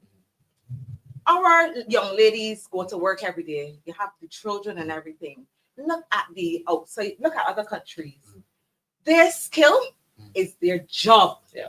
They don't have to go to work and be tired and working minimum wage and next skin to nothing. Some of them I have to be struggling and stressing already next dollar coming from to go and run around the netball stadium to prepare to go to Olympics to fail. Go after that, you can't jump. Our young ladies can never be at their fullest potential. Of course. I know man is to stir concrete and then go to play football, practice football. She gonna be We have to see the needs for all of the people before we create a program. Stop creating programs like, you know, just start something. Do something. Willy-nilly. The NPP, stop creating programs at the NPP. You know how much future stars might have gone on To the the VS. Man. I know what. I can't even remember the man nickname. He named Lefty Footer or something like that. Right? But he was really, really good. You know, he was exceptional. And on these bad fields, you know, he was able to control. Well, speaking some football terms now, he was able to control the ball well. Had a good pass, and he could shoot the ball. You know, and he was really, really good. What position did he play? Striker. Oh, it's top striker. Okay, Yeah, I top see. He striker, got yeah. all the skills required to get And this he job went done. by the wayside. Left footer would never left footer fella. I can't remember the. So Ramon, you play football? We won a many. I scrim a little bit. Oh. I scrim a little bit. It's a good source of cardio. Right? Yeah, the good source of cardio. So I play a little cricket Yeah. and I play a little football. Something else I wanted to mention: the young lady Shade Williams. Yeah, Yeah, I did, uh-huh. She did what? Bronze or silver? No, she didn't. She didn't. She didn't. Well, no. There was one event she actually placed. She didn't place. But She didn't- in terms of the Olympics, I don't think she placed. Oh, but she did well for us in some event, and I don't think we treat her well. Yeah. I think she came third. I think she did she did get a bronze medal. Yeah. And I think one or two persons went up by the airport to meet her from a whole country. Yeah. The same way we did push money and thing behind Yeah, bad things. You're ready to support the athletes. Support her. Support our athletes. They also put when they do well, they put Barbados on the map. on the map. You know, we had one of the first gold medalists for hurdles in years, and it's shocking we still don't have an environment to create more of that. You know, we spending $5 million at the King Gullies. Not only that, on ice stains, and then one will Of catch course. a wave, I call it, You know? come and sweep where the whole ice stains. Other people $5 reaching million for the stars, and we doing Gullies for $5 million. Yes, no, You man. know? We have to do better. Yeah. We must do better. Well, But so it far- goes back to we need to do a needs analysis with the people. Yeah. We have to start creating programs and policies and systems that we think can benefit all. If they really care. You know, Correct. if they really care, Yeah. and really do. So Yeah. in a digital age, right? We spoke about social media. This is your, it's your Okay. baby. Mhm. You know, how have social media and live streaming redefined what it means to speak up and mobilize for change? I would say essentially it's a tool. Social media, in terms of speaking out, that's the channel you go through. That is as what a marketer does. But find that space and knowing that space, present wherever you have to present there, because that's the opportune place to speak out. A lot of people do it, and the thing about being live, right, is almost like in real time. Like anywhere in the world, you could see something. As long as you got that link, as long as you got Wi-Fi, as long as you got access to data, you could see it in real time. And that's the power behind live streaming. That's the power behind social media. Because one point in time, let me say 50 years back, if somebody get a head burst down here, no boy ain't gonna know. You know, as somebody, for example, back to the Olympics, somebody went how would the world know? Same streaming. You know, same. So well, when that's not be social media back then, but the same streaming, it would go all over the news because they're tapped into that link, and that's what we know. Barbados man, you security officer was it 666. You know what I mean? That is how you know, because once again, the tool. You know, so that's what we say. It actually would redefine and has redefined and continue to redefine the way that we see speaking out. Because if somebody don't speak out, if social media don't promote it, a lot of times you would never know. Yeah. You know, so that's what we say is a very, very powerful tool. And what do you guys have to say about Before we go, Okay. you think it makes it? Sorry, I don't want That's to okay. It makes it a lot easier to speak out. You think? I think it makes it a done deal. Like, I mean, like, let me say an example, and we see this all the time. Somebody go KFC, they get treated bad, they turn around. Let me say they're doing publicity. Let me don't say they're doing press release it. Then send a voice note to a friend. That friend send a voice note to a group chat. Yeah. That group chat now got 100 and somebody people in it. Essentially, 100 and somebody people in that one chat alone, apart from her friend, potentially knows her story. So that's the power behind social media. I think it make it a done deal. Like easy to be an understatement. Yeah. I'm thinking that once you put it out there, it gonna play. It go. I be saying Barbados, it gonna go. Yeah. So that's what I'm saying. But a little instances, you know, nowadays, you know, you want to talk to a girl, you know, a young girl, you know, and you trying to muster that courage, you know, but no, it's easier. Touch the buttons. Oh, yeah. Bum, You know about use your voice. You understand? Press Bum, the bum, bum, and bum, hit send. bum, you know? Go on the internet, find out a pickup line, hit send, and she DM. That's not what you do, but any person who's interested in learning the trick or two, that is my innovation, right? This is innovation. Before it was letters and all of the things, you know, the running, the high risk, and she just turned it letter right. Oh yeah. So nowadays, you know, she could have all her blue ticks. Yeah. And you don't know if she You read would it never or know. so you're feeling in that hurt. I think it causes a bit of a disconnect with the emotion because just like pulling the trigger to the pressing a button, you don't feel the weight of it till it becomes something, till it has an impact. So I believe you're right. You know, you just I just set up a button, you just send it off, and, you know, and you don't feel the way. So it's so easy to speak up. Oh yeah. What are your thoughts? I think that a lot of people hide behind social media. Oh yes. To be quite honest, you know. I like the old time. I like the old times there, but and I think that people speak out a lot more on social media because they even create fake accounts to say what they have to say. So, well, you know, it good and it bad. And it got you know, box and things. Because if you speak out, yes, you know, different, you know. But if you speak out, I guess the good things on social media, I think I can look at that as a positive. Yeah, before far. You know, Makes it easier, much easier. Should be a great help. Yeah. Well, I agree. Social media makes it completely easy to speak out. You know, you could set up the camera at home, in the room, in the bedroom, do your video, Easy. You know, you ask some, you know, all kinds of things. Some of that. Force it out. You know, so it can be a good thing and it can be a bad thing, you know. But social media is a good platform to get the messaging across faster. I totally agree. You know, the law Instagram by men that we call them. So for someone who struggles with the fear of speaking out, what practical advice or tools would you offer to help them find their voice? I want to let you take this one here for me, dear. Well, I'll take it. All right. Yeah, I appreciate it. Ladies first. First and foremost, right?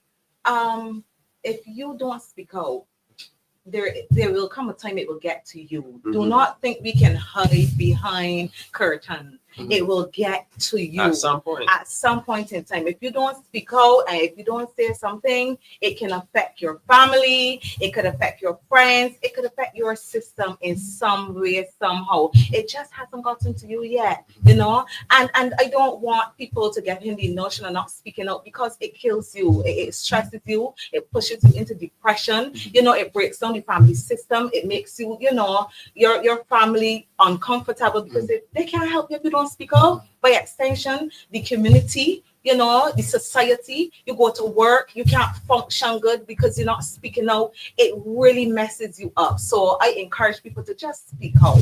Just speak out. Find a way, even if it's social media, speak out. Even if you got count the thing. It's fine. Social media, tell a friend, get an anonymous sorry account, speak out.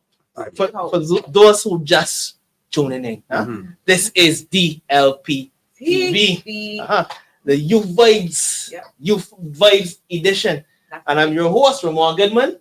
The panelists are Jamal Sandyford, he is a content creator. Kelly Conleth, she is a social worker. Hi guys. Dale Rowe, he is entrepreneur. He is also a business dealer. Fantastic. We're having a fantastic show. We're loving it, but here for sure, no doubt about it. And what's in terms of obviously you struggle having some fears of speaking out. What advice you would have for someone?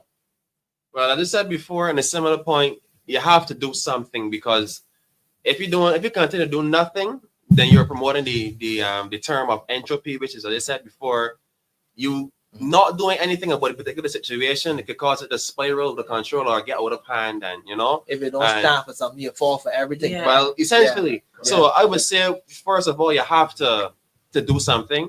I understand the caveat of doing something could come where you do not have enough information, understanding, or awareness in terms of how to solve that problem. So my advice to you would be try to do some research or seek aid from somebody else. A lot of times, something is easy to do if you have the assistance. I know they say the saying, many hands make light work. Yeah. Right? And I'm saying, so for example, if I don't know much about financial freedom, I might turn to Dale. I said, Dale, listen, our situation here, I know this might be bread and butter, but I want one or two tips on how to do whatever. How do I upgrade my financial game? how do I learn how to escape this and that? And in this case, it might be somebody having problems, like, in terms of internally. I might reach out to a social worker. I might say, well, Kelly, I got this particular situation and I want to know if it's possible you could give me some insight.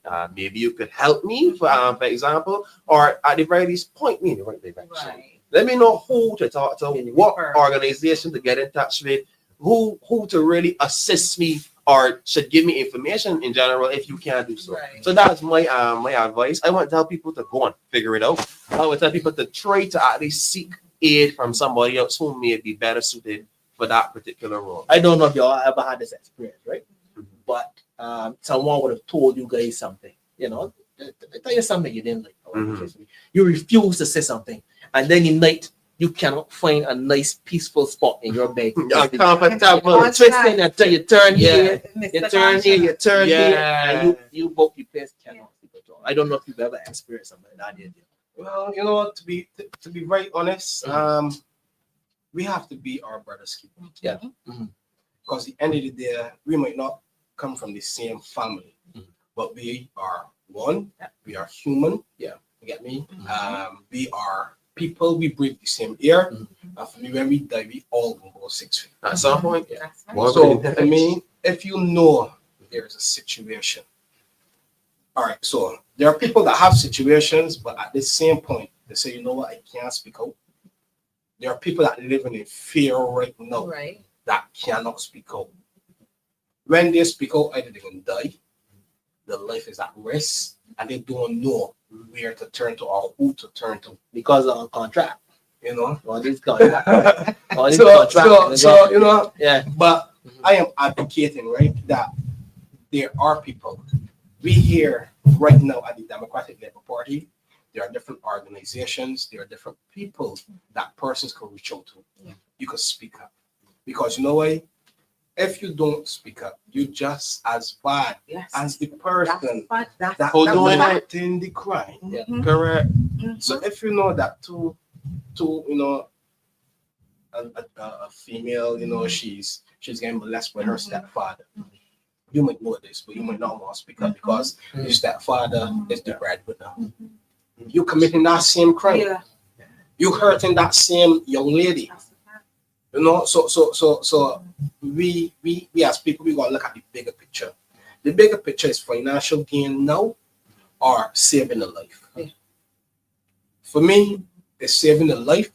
So if I see something, I will say something. Correct. There's a saying people say, like, if you ain't trying to stop something from happening, then you essentially allowing it to happen. Implicit. Yeah. We must, as I said, speak out for sure. Speak out for sure. And a lot of things are hidden under the carpet. A lot of things that go on. Because they're very sensitive, but a lot of things like sexual abuse and stuff like that in a serious way in Barbados, right? So I mean, I can understand how sensitive they are, but so many other things are brought. So many other things are brought to light. But these things are hidden on the carpet under the rug. And Ramon, too, I must add, we gotta get beyond that foolishness. Snitches get stitches. Snitches get stitches. No. The snitches get stitches. Speak out. Speaking out makes you happy, makes you comfortable. You know how good happiness feels? Yeah. You know how it feels not to be happy? Yeah, There are people that don't know what happiness is, Definitely. Sometimes when I wake up, sometimes smiling, you understand that? Yeah, that's right. But I'm not saying my life is perfect, don't get me wrong. But when you advocate for people, when you speak out, when you free yourself from the bondage of not speaking out and holding things to your chest that you shouldn't, it really weighs on you.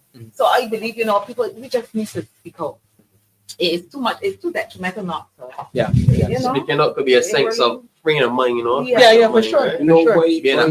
Why we should speak up and speak out, because it's not Bible studies, but this just come to my mind, so I think I need to say Jesus speak up and speak out, and he was sacrificed on the cross for us. So we should take that as an example and speak out to save lives. we start today by speaking up. We don't know the young lady we're gonna save or the old man we're gonna save. But at some point we will save somebody by speaking up and speaking out. Yeah, definitely. So what are one of the tools you would use, Kelly? One of the tools I would use. One of the tools you would use, someone who struggles with, I mean, you deal with people every day. Someone who struggles with speaking out. Someone who struggles with speaking out. First, they need to, if you struggle with speaking out, the first thing you have to look at is self-care. Yeah. Self-care. Because if you struggle with speaking out, it's something within you, right? It is a fear within you. So you need to seek, I guess you can start by seeking, advice from a counselor or, so on and so forth. And they don't even have to be a professional. Some people just need a listening ear to somebody they look up to, somebody they can trust. First and foremost, it's very important to have somebody that you can trust. Yeah, so I think self-care is very important as a tool that you can use first and foremost to get a hold of yourself first. Yeah. So why mental health issues, especially in young people, why is it still so taboo? There's so much social media, there's so many memes and all sorts of things. There's so much outlets that people struggle with mental health issues, depression, right? Stuff like that is still taboo in Barbados because we're uneducated about it. We're uneducated about it because all over the world, everything is mental health. Yes. If you're feeling sad, people subscribe to that. People, oh, okay, you're not feeling well, and people help. People assist. Even would you like somebody to speak to? I know people treat it as a baby, but you see here, it's a stigma attached to it. Correct. So, oh my gosh. Nobody wants to say nothing. So I get what you're saying 100%. Yeah. There's still guidance counselors in abundance at the schools. But if the children don't feel comfortable, because of the stigma. Because the stigma then the counselors might as well not be working because the child ain't going and say, well, this happening to me, or they may feel comfortable enough or that it normal enough to state, well, this is what happening. So it will continue to happen. This is where once again you might need to get somebody to speak out so that particular child who's not being cared to feels related to. If another child come and say that they're going through the same exact situation or similar situation, maybe then they will not even one, but maybe at least one child will say, listen, this is going on. Let me go and talk to the guidance counselor. Let me go and talk to this particular program. Let me see if I could get some sort of aid, some sort of assistance within that. Because as a young person, you go to a parent and you tell them, what, I feel down. You don't pay the bills, but here, what you feel down about? Fair point. I pay all the bills, but you sad about that. Especially Caribbean. I don't know if it's a Caribbean thing or just a Barbados thing. No, it's not a Caribbean thing. I think it's our thing. That is such a very powerful statement you just made. We see this thing as a joke. Yeah. Some people struggle with this as this is something a health issue, and we are so naive to it. We're so ignorant to the fact that this is a health issue, and we treat it like you don't want to behave yourself, like what you just said. And the people are, fighting on the inside, screaming, falling for help, and can't get any. You know why? Because we're blinded by what is going on in front of us. Yeah, we feel that young people don't have challenges, and that is not the case at all. As the older people say, we're looking but can't see. Because we've seen a lot of things. We've seen pandemics. We've seen all types of challenges. See wars. We have seen all of these things. But the older people there will say, what? You don't pay no bill. You sad about, it is still very taboo. Sure. And that is something that we need to get away from. Well, get more educated about. Correct. What are your thoughts, Dil?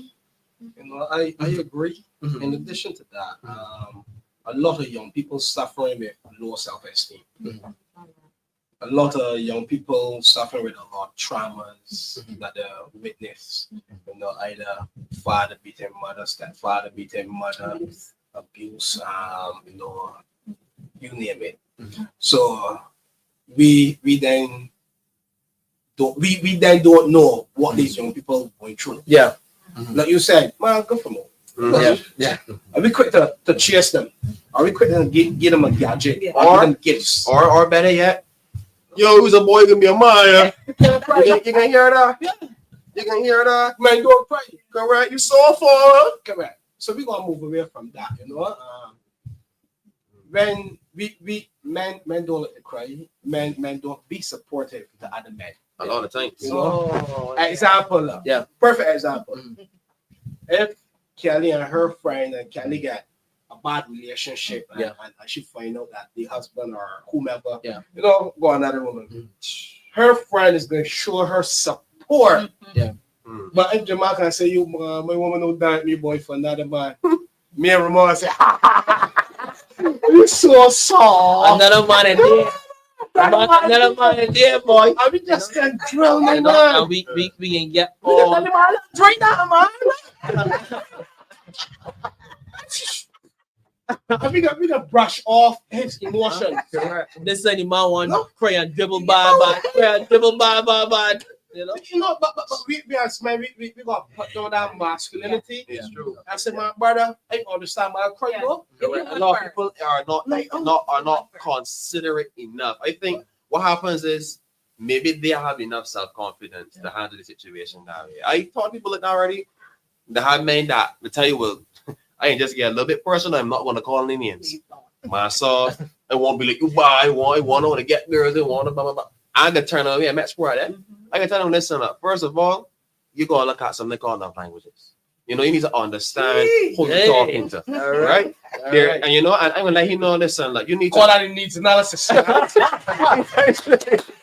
want to tell them, listen, first of all, you need to know who you're dealing with. You need to find out who she is, find out what she's into, and then find similarities. That's the easiest way to get that breakthrough, to start your connection, start your conversation, whatever it is. And then he will have a baseline, but you know, a lot of men ain't gonna do that. Men want to it. Was I looking at?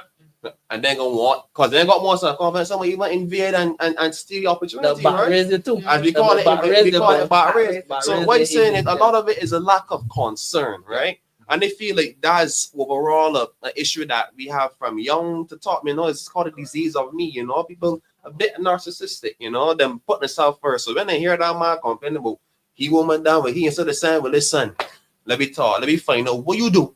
You know, or and if you don't do nothing, well, let me have a little discussion. Let me find out. Man, I just said drink that there, met sport that he still has not gotten a solution to the problem, and it happens in even broader scales. It could be organizations that do that. It could be, you know, family members that's supposed to help you instead of take advantage. So I understand where you're coming from. This is something that isn't only peculiar to men in general, but it's a lack of concern, and you really need to do something about it. A lack of empathy, too. Yeah, a lack of empathy. Some people just don't care. Yeah, don't care. You know?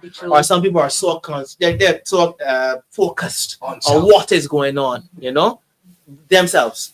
That they can't be bothered. Guys, some people don't have to know how. Well, that's another thing. A lot of it is know-how. For example, as I said, you know, they don't know how to do it. And the average man I met sport, but at least somebody there, you know, there are few, but at least somebody they may be willing to tell you, listen, I will not be able to give you the solution to the problem, but I feel like a point you in the right direction, or based off of my experience, based off of this particular information, maybe you might want to try this. And it's so small but so powerful because a lot of people don't know where to look. You know, and that's where the problem comes. But guys, I want to get y'all sad, boys. Yeah, no, you go ahead. Go ahead. Let me look at the primary schools. Now, if you look at the secondary schools, you can see boys lashing out and not paying attention in class. A lot of time. And you know why is that? Because these boys can't read. These boys have different issues going on. Yes. So they can't communicate. They can't communicate. So you can't reason with them. You can't reason with them. And then they might have breakfast, or if they have breakfast, they know how a soft drink. So they're hungry, you know. So when you see all these young boys lashing out, there are reasons behind it. Yeah, there are always reasons. But do people care enough to dive deep to even start to just like turn the first page and look into people? You know, a lot of times people just lump people together in a group and say, them is vagabonds, them hard ears. Shove them one side. We can put them 3 children that behaving bad in the corner and we can teach the rest. And that's where a lot of people fall with the wayside. That's where a lot of people get seen as a class clown. Did anybody truly try to aid them? Did anybody try to show them when there's a better way? Instead of making sport at the girls here, supposed to make them laugh. Instead of trying to pull down this fella here because he's better than you. Let me teach you how to dribble. You know, that way he can't get the ball once we got it. Right. You know, like there's always another way to assist, you know, and that's why you have the content creator. You come from a sense of creating value. You learn generally how to help people. You essentially be able to help people, right? So that's what I'm saying. I think a lot of it stems from that one aspect, concern and knowing how to assist. Take the negative energy and put it into positive. Yeah, You we didn't can get some advice from you though. Yeah, I was gonna ask if we need a coach. You know the coach. You know that coach is gone like that way. I'll pass on that one now. The coach. But gentlemen, though, seriously speaking, there's this one friend that y'all can lean on. Yes. But it's just that y'all don't go to that friend. This is one friend, you know, just one in the pack. It's not all the boys on the block, but one body, and it don't even have to be a friend. Somebody that is an associate. Yeah. But y'all just ain't looking the right way. That will help, though. But I wanted to say, you know, but this is not the forum. I'll tell you guys off that. No problem. So looking back, how has your own journey of advocacy shaped your perspective on the responsibility to speak out? And what lessons can you share with those just beginning to engage? I know when I advocate for people, most of the time, you know, I get through, you know, I make a positive impact. So I use that to keep me going. You understand? You know, there's some difficult situations. Sometimes it's be really challenging, but you have to keep pushing. You know, advocating for people is not only a skill. You have to have empathy, and you have to, you know, have love, you know, and want to see better. And you gotta be genuine. You gotta be genuine. Yes, it comes from in here. It don't come from nowhere else. Through the window, it don't come. It comes from within. You know, to advocate for people. And this society that we live in, we need a lot of people to advocate because some of us are very silent. We're introverted, and we don't know how. So the ones that know. Myself, I feel a need. Sometimes people will say, you have a heart of gold. What heart of gold what? You see the Father, when I wake up in the morning, I'm no Christian. Don't get me wrong. I ain't gonna stand here and make anybody feel that I'm saying I'm a Christian.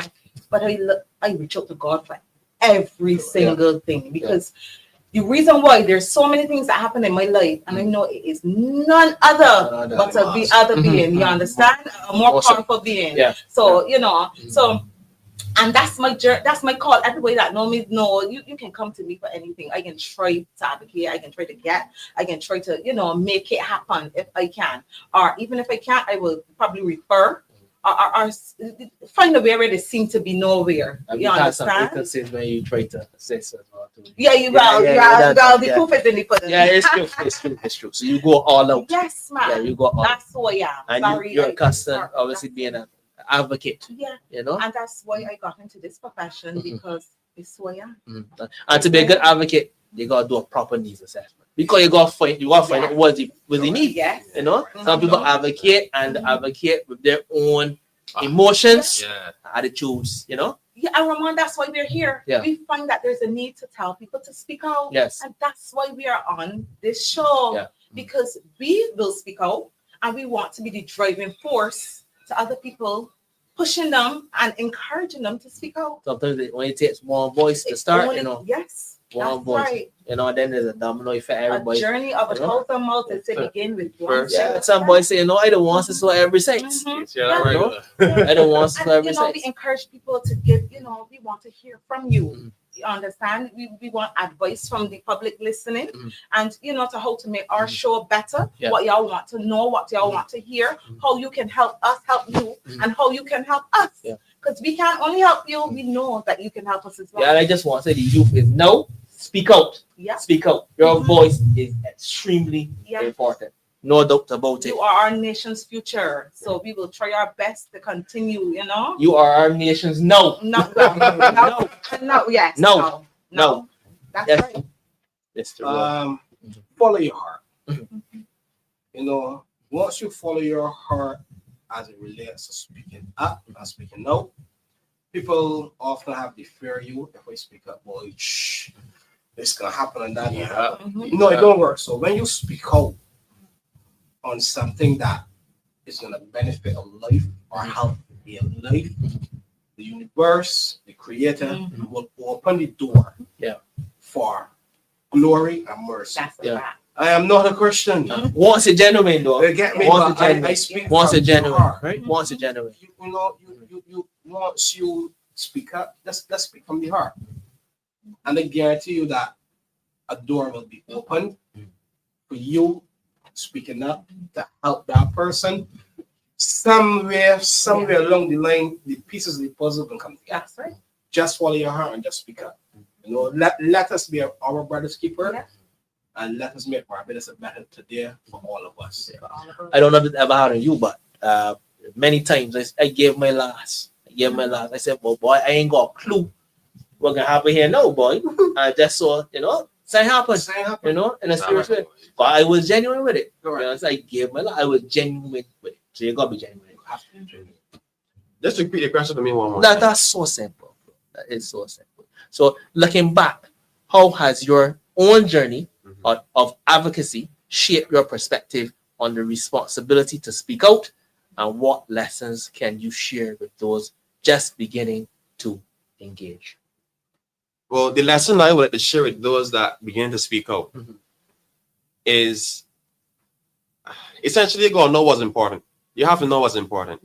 You don't just do things willy-nilly or just because. You need to have a reason for doing things. Usually it's a concern. I have, but that's also a good factor as well. I have a lot of different stories that I could share, and that's why it's so confusing to just pick which particular one, because it's like who do I want to share that story with? Each story might connect to a particular individual, right? So it's kind of hard to pick just one. But what I would say is that when you help somebody, right, you get to learn a lot about them. You get to find out a different side, a different understanding of that person, right? And I find that when it feels like it's the right thing, when you were successfully doing it, there's no better payoff. You don't need a reward to tell somebody that, listen, what's in there, boy? This is the bus game. You know what I'm saying? You almost get it. There's no better reward. You know that if you weren't there at that time, something drastic could have happened. Or if you had seen it happening potentially and you didn't do anything, how horrible would you feel? Like for me, that's always say, if you want to start speaking out, think about what would happen if you do it, and just know that, trust and believe, when you do it, you can feel rewarded. You can feel, boy, if you're not here today, boy, to speak to one another, you know what I mean? Like and then 3 years on the line, say it happened to Philip Cheese, or maybe if it just said, if it just come with Dlp Tv and said, well, listen, this is what's going on in the country. This is how you should start to benefit in life. Follow us on the official page on Instagram, and maybe you can learn something that can help you elevate in life. That's always say. You don't need a particular reward. You could just try and see what happens. You know what I mean? I don't know if you guys ever experienced this, right? But from afar, you ever interacted with the person to a certain extent, and before you thought the person was a real stranger to intelligence, right? Stranger to intelligence, and then you started to talk to them and so forth. A guy you mentioned, when you started to talk, you get to know the person. You said this person is very cool, and some of the people actually become very good friends. I don't know if you guys have ever experienced. Grand, and not just grand, but a lot of other people will have this saying, every fool got his saying. Every fool got his saying. Yeah, every idiot got his saying. Well, I mean, maybe paraphrase it different. But that I get what you're saying, like people tend to connect over various things, you know what I mean? And that like helping somebody actually bridges or bonds people together, because when you go through a tough time with somebody, or you say extend a hand to help somebody, there's just a connection, literally a physical connection of empathy that happens, and sympathy that happens when you actually go away for somebody. So I share that sense. And I would advise, don't take other people's word for how a particular person is, If you want to get to know the person yourself. You really should. Straight. Because how somebody treat you is not necessarily how they will treat Correct. you. Of course. You understand? Because as you said, they're gonna have some people that will say, you're talking to that person, this and that. Yeah. No, that's not the energy you will give me or I will give you. Correct. You understand? So to each his own. Of course. To each his own. Get to know the Get person that for fact. yourself. That's the fact. Because You I agree. A part of my journey in the hospitality sector, I was a wine sommelier. Yeah. So wine sommelier, you taste wine and you recommend, you make recommendations to pair wine. The best thing I can do is just swirl the glass. I know nothing else about it. I can just swirl the wine I don't know how it smells. I don't know the floral notes. All the notes I know is from music. Or the compound. All them type. I don't have a clue. So like when I was in that position, people were asked what wine to pair with food. So in theory, all of the sommeliers go by what they read. Meat, red meat, so red wine. Yeah. But I just don't say red wine. I then go into detail and say, okay, the wine you like. As you should. As you should. You So get to again, know. these analysis Correct. You get to so I know get the person. find out what you like, and then I make a recommendation. You're working in a I language. don't like white wine. I like red wine or champagne. Okay.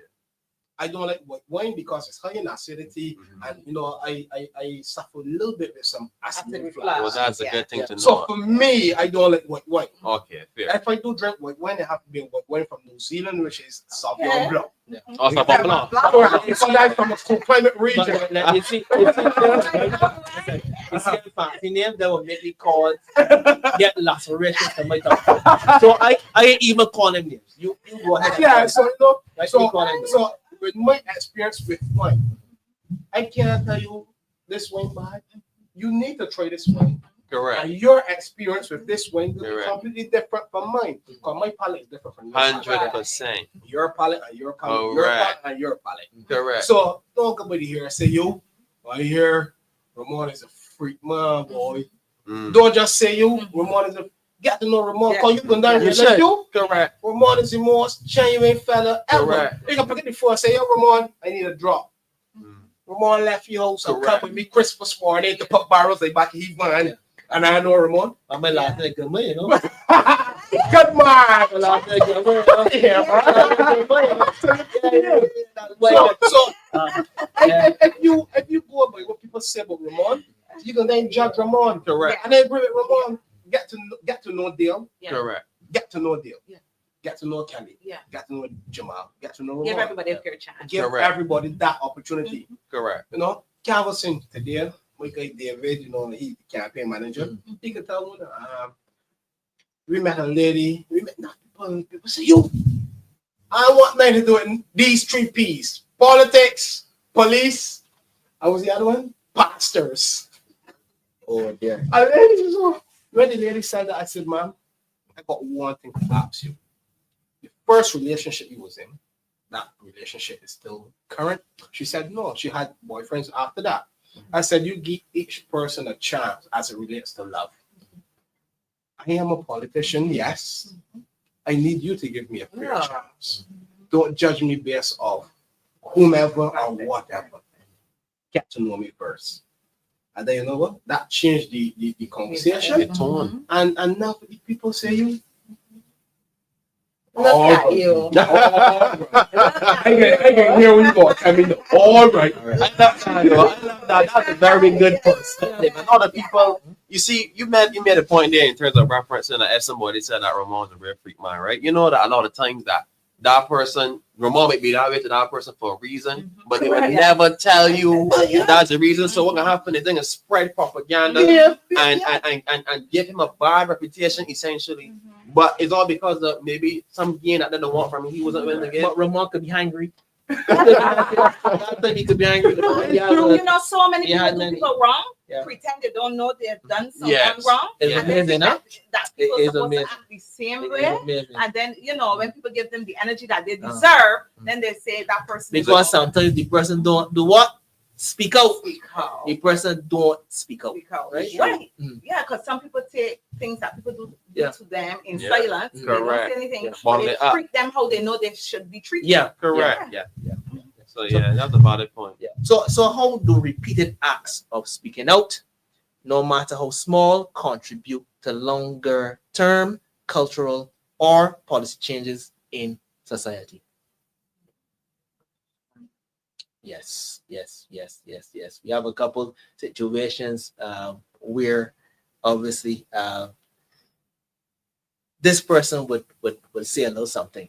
That person will say a little something, but it adds up at the end of the day because you're making that Correct. particular source miserable. You see, miserable. That's the thing. As well as Dale here, you also worked in the hotel sector and especially in restaurants at supervisory level. And you see, it's a touchy subject, but the truth is that no staff is going to be completely happy with their working environment. No staff. And this is a good example, right?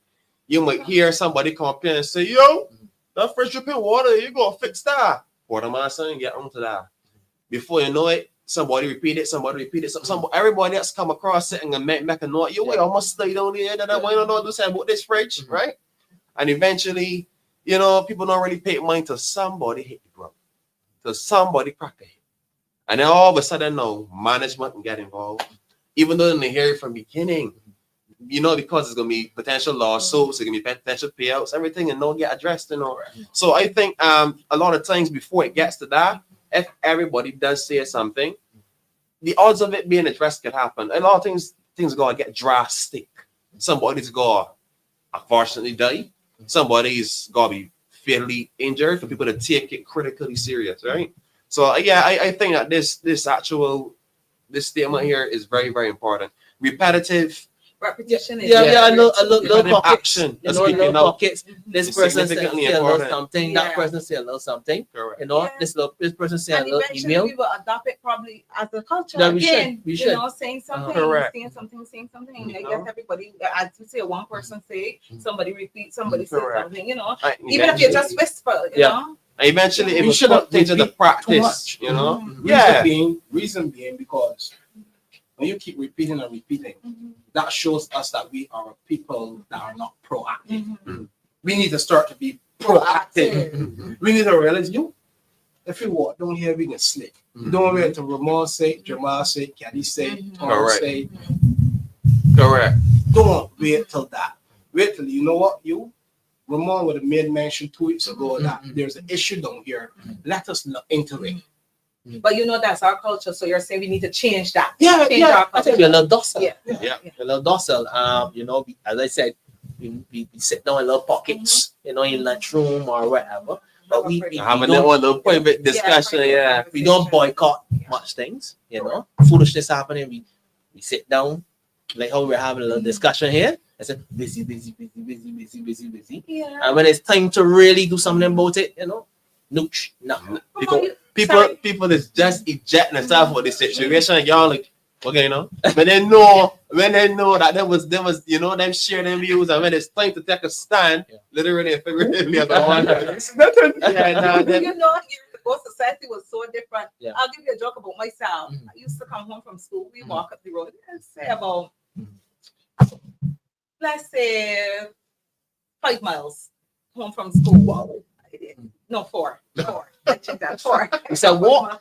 Hold on. My mapping. I know. 3.5 miles. That's I know. That's fine. 3.5. Okay, that's all feasible. 3.5 miles. Because you know this Distance from every day. Didn't know you were playing that ball. No, I wasn't Okay. very school. Because I tell you, if you're playing that ball, that could be warm up. Run it. About 10, Right. right? And we will come up and Miss Greenwich, rest her in her grave now and peace, right? We used to ease and go up in Miss Greenwich tree. At ease. I love local fruits. Oh, I love yeah, down back. Yeah. So we would go up in Miss Greenwich tree, but we had to ease up in the tree. I was a climber from a child, me and my sister. So it used to be about 10 of us. A lot of us coming up. So everybody know the code. Ease. Put down the bags at the back, so even if she people she won't see the bags, we hid the bags and we gone up in the trees. We carry plastic bags, you know, our school bag heavy. We can't carry those. We smart. We carry the paper bags from home. Not them ones now that selling in the supermarket that you're popping up easy. Not them ones. Good strong old time bags. All right now, the lady just have to hear the chick. I don't know how she. I tell you what, she had a camera in the trees. Get down my tree. Listen, and all we got caught. Everybody quiet up in the trees to make you feel like a bird or something.